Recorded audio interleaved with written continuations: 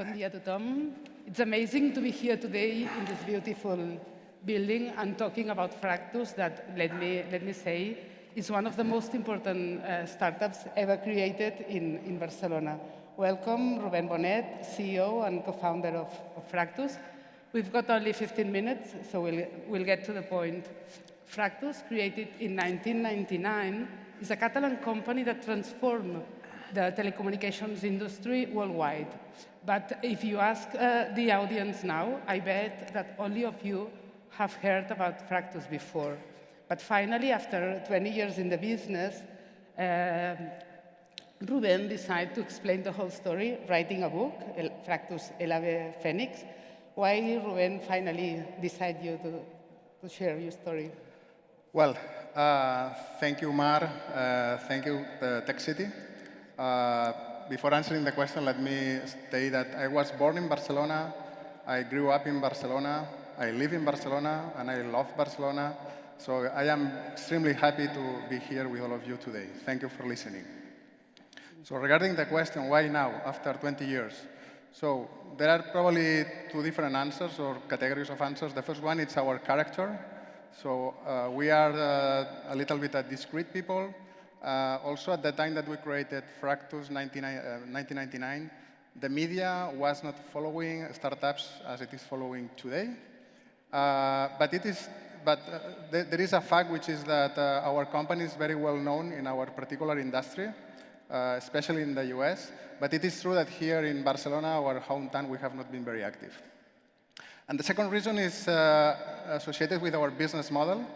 We are involved in patent litigation actions with attorneys telling to us not to disclose facts around the company to the public or to the media. And this is probably has influenced our behavior in the last 20 years. But time has changed. Time has gone. We are entering into a new phase. I would like to explain our history, my history. For that reason, as Mark has said, I have written a book, which is called Fractus, El Ave Phoenix. It has been released just 2 months ago. And for me, it has been a very important process to write the book, where I have been unloading a lot of my memories and emotions before I forgot. So in the book, you will see the 20 years of experiences of Fractus, with all the good decisions, but also the mistakes. Tell us what Fractus is. What did you do at the beginning and what the company does now? OK. Fractus is two questions, OK? So what we have made and how we have made it. In the what we have made, well, this is two founders, a scientist and the CTO, Carlos, my co-founder, and Ruben, the more sales, business, negotiations skills, that get together and had a technology that is coming from the university capable of making multiband and very small antennas, OK? So that was coming from a university research. We understood at that time that the future of the telecommunications networks was going to be multiband and miniature with integrated antennas. At that time, it was only, some of you will remember, GSM, single frequency. And today we have 2G, 3G, 4G, 5G, coming 6G, Bluetooth, Wi-Fi. That's a mess, right? So we said, well, all the antennas are going to be multiband 20 years ago. So the challenge was to change an industry, telecom industry, industrial with lots of inertia. Maybe some of you remember the Motorola antenna from the cell phone. That was an antenna going outside. So that was a long time ago. So when we made it, what we've made was that, well, today, from that technology made in Barcelona 20 years ago, with some additional research, of course, we have been able to, well, in every single mobile phone that you have in your pocket from any brand, there is Fractus technology, all the brands. And in any antenna that are on the towers of the providing cellular connectivity around the world, there is Fractus technology from Barcelona. The second one, Mar. So what we have made, well, how we have made this goal, right, which is to introduce our technology. And here I will need to enter a little bit into substance. I know that time is short, but maybe providing the highlights. So first, we agreed with the university to make a spin-off 20 years ago, maybe the first one from the University Polytechnic of Catalonia. Second, we obtained 30 million euros of capital, 20 million from private equity, 10 million from public funding. Then we created what we call a patent cathedral, which is more than 100 patents covering the technology. With all that into place, we scale our market reach, opening factories in China, offices in Korea, Texas, in addition to the Barcelona office. With that, we tried to sell the company. That was 2007. In an M&A process, there was a NASDAQ company offering $65 million to buy Fractus. The company was Qualcomm in California, but that transaction failed for different reasons that are in the book. So the investors entered into panic and wanted to get out of the company, and we provided to them a solution, which was that the management purchased the shares of the investors. That was 60% of the capital of the company. Then we make a change on our business model that was industrial-oriented to technology licensing-oriented. That was also a radical change for the company. And we approached a company which is based in California, Cupertino, called Apple. We wanted Apple to take a license from Fractus, and they have agreed. Apple was the first company taking a license from us. That was a validation of our business model.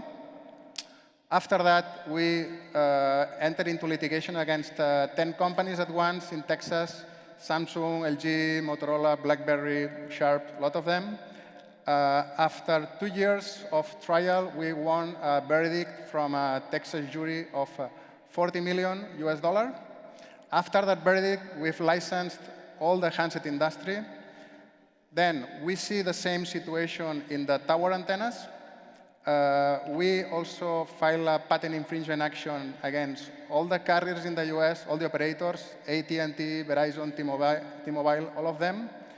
We license also our technology to those companies, and that's the story. So to provide a number, we have generated 200 million of revenues so far.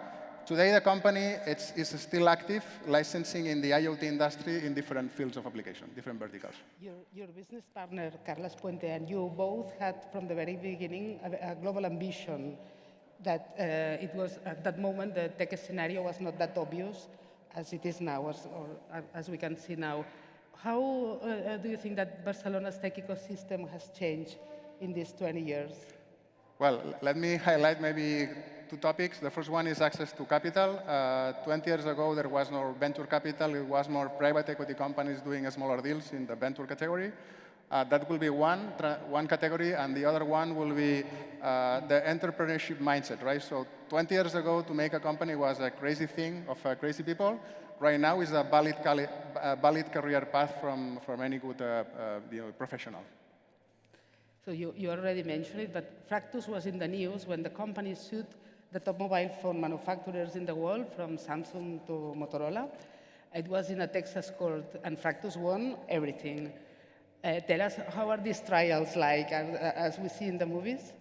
And how did you live that process? Well, the movies that you have seen from trials in the US are just showing the surface. This is much more complex. In the book, I also try to cover that angle, but you have judges, jurors, you have depositions, you have to swear to tell the truth. And in the US, you have to tell the truth. Even telling the truth is bad for you, but you have to tell the truth. The consequence of not telling the truth could be very bad in the US. And for example, in the depositions, it's a process that you are in front of 10 lawyers from the other side, from the accused companies, making questions to you for 8 hours with a typographer writing every single word that you say, a camera watching at you all the time. And their goal is just to get 1 minute in those 8 hours that is bad for you, that they can show to the jury. So as you can imagine, this is has a lot of tension. But I am very happy to have been going through all this experience. It has been a life experience. and it will be always remembered what has happened in our company. Maybe we can see these two Catalan guys' story in Netflix soon. Maybe, who knows? Fractus is perhaps the most relevant tech transfer example that we have seen in the Catalan ecosystem. Yeah, and you already mentioned, it all started when you and Carles decide to create the company out of your portfolio of patents. What have you learned in this intellectual property business? Yeah. Let me explain something of, well, a lot of learnings, but let me explain something that could be of interest for all of you, which is the changes that are happening in the world in intellectual property protection and enforcement. Well, in the US, the system is strong, and it's defending, and it's working well for startups and small innovators. That's one issue. China has been making, in the last 5 years, a strong push for having also a strong patent system. And today, Chinese inventors are filing more patents in China and the rest of the world than ever. And in Europe, there is going to be also, Europe is going late, but is following the same trend, which is to implement a European patent system, Unity, which is going to be in place in April 2023, next year. So my recommendation will be just to be prepared for that, because if you are a global tech company with global ambitions, to take care of intellectual property is going to be more important than ever. And I think that Barcelona tech ecosystem cannot lose this wave that is coming. We like to say that an entrepreneur is a lowly adventurer surrounded by a great team. Tell us about the importance of the team and the story of Fractus, at least, when scaling up a startup. Well, you have heard this from all the entrepreneurs that has been telling things to you. The team is the most important thing in a company. You cannot do great things with the team. Invest a lot of time in selecting and supporting your professionals. At Fractus, in those 20 years, I had 3 different teams for different, sections of the company or different challenges of the company. And this has been the greatest asset that has been with me all these years. We are nearing the end of the time with a last question, or at least a message that I know that you want to send to the entrepreneurs that came here today and can learn from your experience. Well, there is one which is a very single one, but I have to say it. So as you can see, in our experience has been difficult, ups and downs. When the investors, when the transaction of M&A, the $65 million didn't fall up, was not closed. We had at the time 3 months of cash at the company. The company was close to bankruptcy, but we never surrender, right? And this is the message that we want to give to you. Please never surrender. So you can take a break, but don't surrender. And if you don't surrender, you can be successful in what you are doing, and you will deserve it. But if you are not successful, but you have the intimate conviction that you have done everything in your power, you also are going to be in peace, because you will feel that you have done everything which is needed. So that will be my message. And maybe you can read Fractus' book, my book, The Fractus de la Phoenix. I explain all of that there. So thank you, Ruben, for sharing your experience with us and for never surrendering in this Fractus journey. Thank you. Gràcies a tots i us recomano que llegiu el llibre L'Ave Fènix amb tota la història de la companyia. Moltes gràcies i bon dia. Gràcies. Gràcies, Marc.